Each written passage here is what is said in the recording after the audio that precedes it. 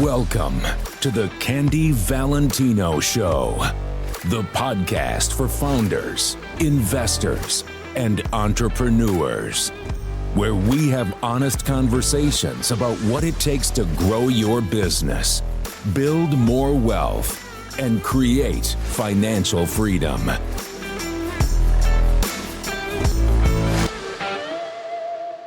Another episode of the Candy Valentino Show. Thanks so much for tuning in and spending this time with me today. I'm so excited that you get to listen into this conversation that I'm having with Jasmine Jonte, the founder of Creation, which is a done-for-you course creation company, but they actually do more than that, which we're going to unpack. Jasmine, thanks so much for coming in. Thanks for having me. I'm so glad we got to do this because we have not just the professional relationship, we've worked together in Founders, you've done work for me, so I just wanted to share with our audience a lot of what you do because I think it's so valuable for entrepreneurs to be able to understand that one, what you do exists. Because as somebody that came from the life that I had before, I didn't even know that someone could do a lot of the stuff that you do. But before we get into that, I want to unpack a little bit about how you got to this place in your business now, because you weren't like, I'm going to be an entrepreneur, I'm going to start a company. Tell everyone about what you did prior to starting your business. So before business, I was a teacher. I taught in the lowest performing school in the country, which was in Detroit, Michigan, and at the time. And I taught kindergarten and first grade. So I taught the littles, taught the babes. And I didn't even know business was a thing. Like, your dad owned a business, right? So you always grew up knowing that it was an option. I come from blue, white-collar parents who just worked for other people. I didn't have a single relationship in my life of someone who owned a business. So when my best friend actually started to get involved in a business, she reached out to me and said, hey, do you want to start a business with me?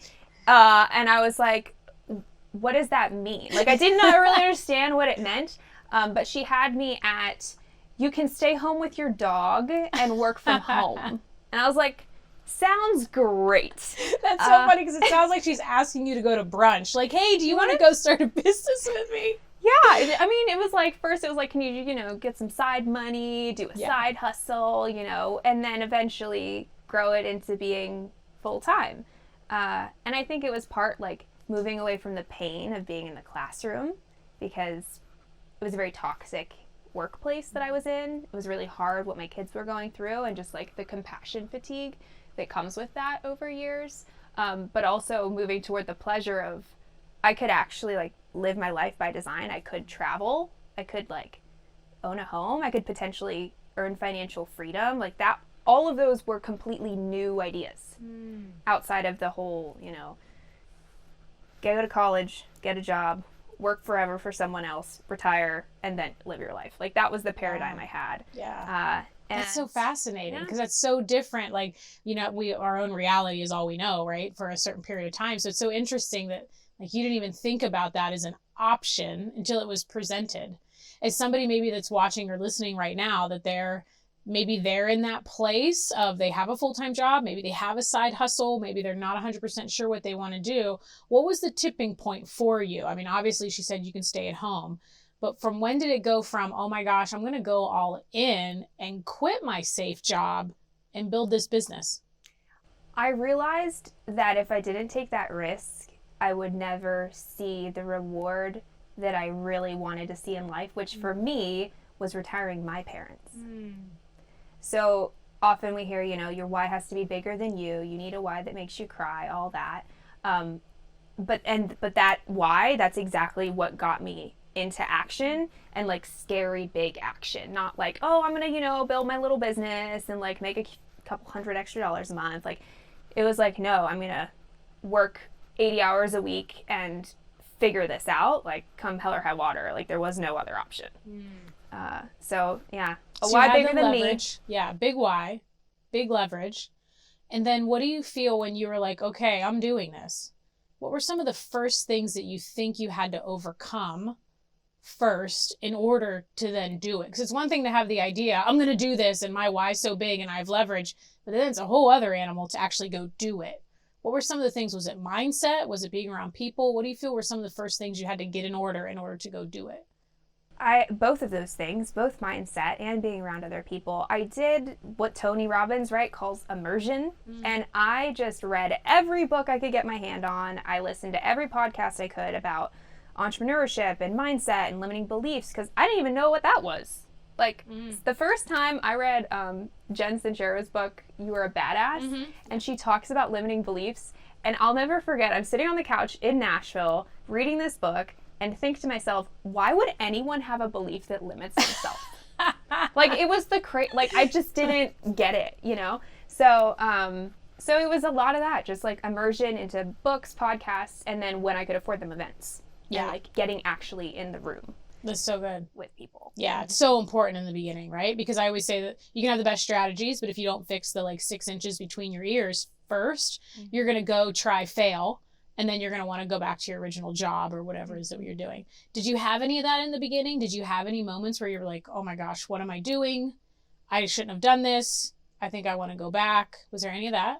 I would often think, wouldn't it be easier if I just, you know, punched my card every morning? Like, wouldn't it be easier than not knowing what I'm doing the majority of the time? Because when you know nothing about entrepreneurship and then you become an entrepreneur, basically just making mistakes all day. Yeah. And I just remember always weighing that balance with, but that would mean I would have to give up making my own schedule, working from home, like all of the almost like creature comforts that I found in running my own business. So that even though it was hard, it was worth it to me.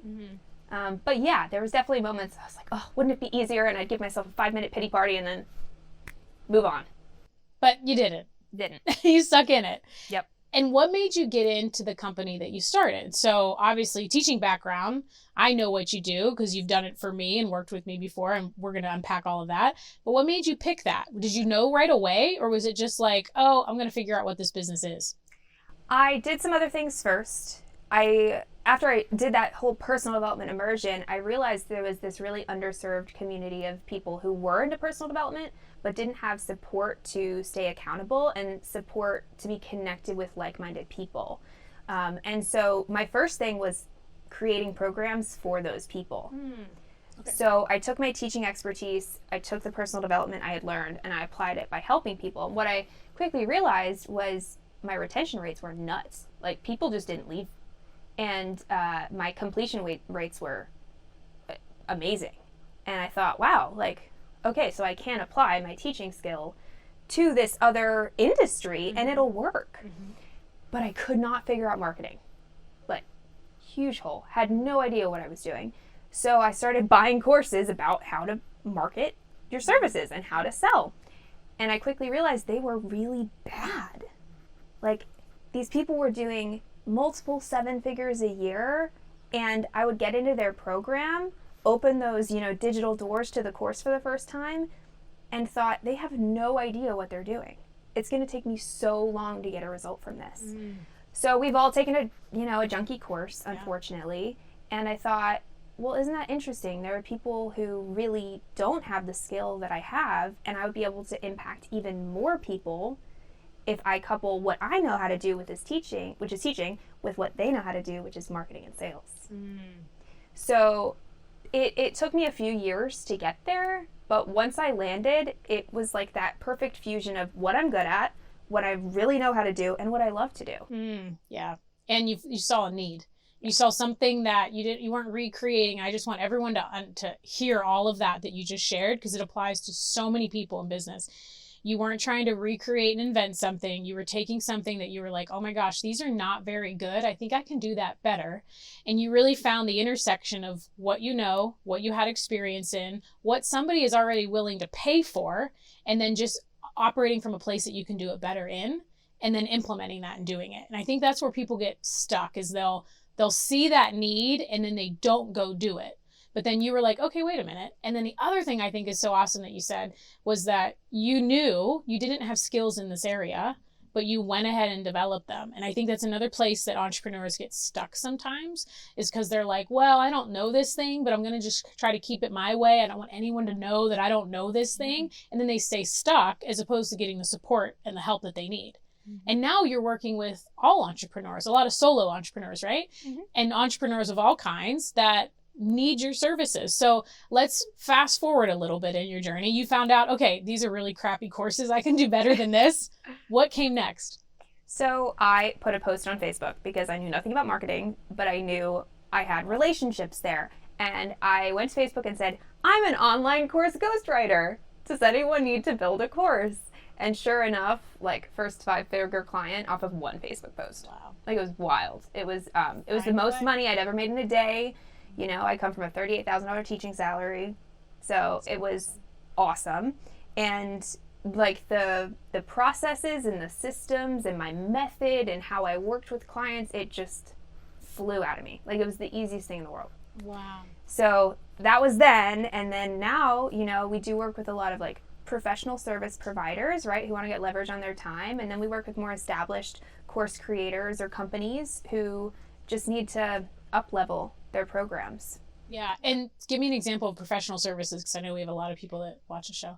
Well, we've got therapists, accountants, CFOs, lawyers, Judge Anthony, lovely Judge Anthony. That's right. Yeah, so all kinds of different services. Oh my gosh, he should be a testament on his own to what you do, because his course, obviously, and again, this is the way everybody should start, in my opinion. I agree. You might, okay, good. No, I was going to say, oh gosh, you probably disagree. Totally agree. Is as far as like, because everyone thinks, and we are definitely going to get into this, that you create this beautiful course, you throw up a post online, and all of a sudden you're going to have a 7-figure launch, or insert any online product, right? Any educational product. And so what Anthony did was created his own. It wasn't the greatest, but he just refined it. And I think if he would have went and spent all of that money up front, he would have quit because he wouldn't have had the result that he had wanted. And I see that a lot in a lot of business owners.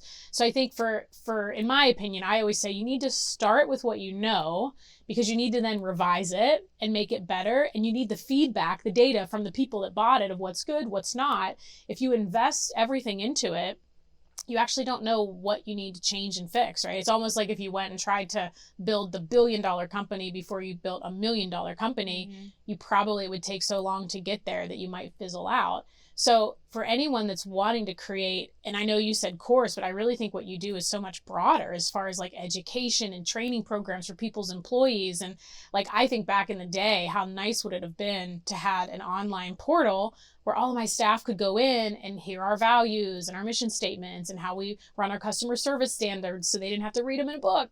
But you do that too. So what are some of the other, aside from courses, what are some of the big components that you have been helping entrepreneurs create, and how that system saves them time in their business? Yeah, we do a ton of like high ticket group programs. So the person who has one-on-one and they want to leverage their time, but you need a curriculum and a training in order to do that effectively. So we do a ton of those. Live event trainings, like live event keynote presentations, or just full day events, multiple day event programming. We've done that. And then sometimes we'll do lead magnets, workbooks, accompaniments to actual books, right? So it's really any kind of learning experience, any kind of experience where you're transferring your knowledge to someone else, because teaching is a skill. So just like writing copy is a skill, sales is a skill, ops is a skill, like these are all skills, and so is teaching. And I think a lot of people make the mistake of saying, oh, I know what I know, so I can just teach it. And it's not the same thing. And even going from people who have done one-on-one services or taught one-on-one, when you teach one-on-one, it's like you have this whole, file of, or, you have this whole drawer of files in your brain. And you're like, okay, she needs this file. So you take it out and you give it to her and it solves her problem. But when you're teaching a group, it's like you need to know the 10 out of 100 files that everybody needs to know and what order to put them in, which is really hard for most entrepreneurs. So really the teaching skill is what we do. And you're so good at it. And I'm not being paid to say any of this. I actually pay you. But because I've noticed it's one thing to do something. For me at least, it was so incredibly, my brain is just wired to do it. I actually have to stop my brain and be like, no, wait, how do I teach this? And it took me at least 2 years to even figure that out in a live format with one-to-one people, which was so valuable to me to have consulting clients along the way. Because I'm like, consulting, you're just kind of fixing problems. You're not coaching them on how to solve their own problem, but you always want to leave people better than you found them. So it's like, how can I also transfer this knowledge? And what I love is, even in my next book, you're doing all the graphics, all the worksheets, not you, your company's doing all of the things that it's like, okay, how do I take this point that I know and transfer it to meet the person where they are, which is so much harder than just one-on-one telling someone and adjusting the information. So I love how you said the file cabinet. Mm-hmm. That's so brilliant.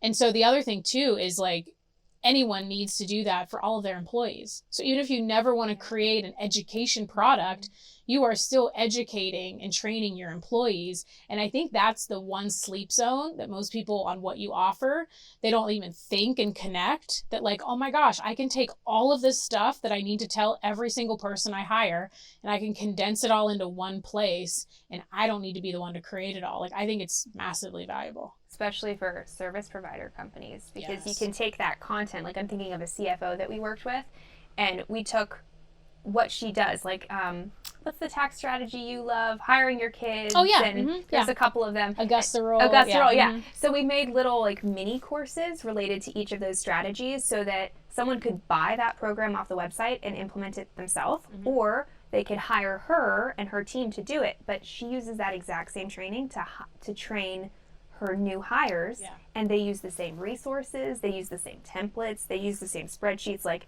it's literally cut and paste. So it's like this idea of multi-purpose content. Yeah. And then it develops your own IP, which is, and again, we talk about this on the show, but is going to increase your valuation whenever you go to exit, because now you have all this proprietary that's baked in, which is one of the key P's on getting a high return on EBITDA. So it's like, now you're developing proprietary assets, and you can be like, well, that thing really worked. Let's go trademark that. Let's go copyright a book that's on top of that. And you can see how, like, it's almost like opening Pandora's box to see where all of these things can go just by doing one thing. And that's what, I love. How do we do one thing, and then get it everywhere? Because it's maximizing your time, right? And we only have so much of that, and that it should have an ROI on it. And what I love about what you do is it's not just like, well, this course has this workbook and that's all it is. It's like, now these workbooks can be repurposed for lead gen to try and gain emails for new clients to find out about you. So I love that. Is that something you strategically weaved in, or did you just find out like, oh my gosh, these can be repurposed all over the place and save clients money? I think I discovered it somewhere along the way, and probably a client asked me like, can I just use, like, permission, right? Can I just use my own content that I paid you to create? But can I just use this as a lead magnet? And what's great is, like, the more clients you work with inside of your program, the more they will give you feedback around, you should take this and make it a mini training and put it in the middle of your funnel.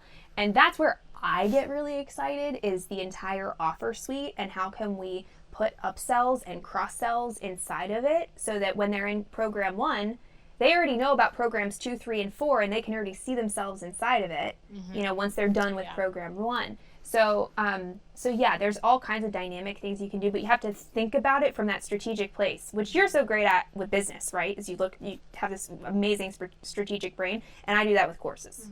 Like, how can we get the most out of doing this one thing one time? Yeah. Exactly. And I think we really clicked on that, because that's exactly how I see business. Like, okay, how can we do this? Then how can this apply in a bunch of different ways so that you as the founder get to then work on the business and aren't constantly stuck in it? And let's speak to a moment for the people that are like, well, you know what? Okay, I think I want an education. I'm an attorney. I think this is really great. Like, I obviously have a lot of clients like that, because they know that people need that information, upcoming attorneys, or we're just using them as an example.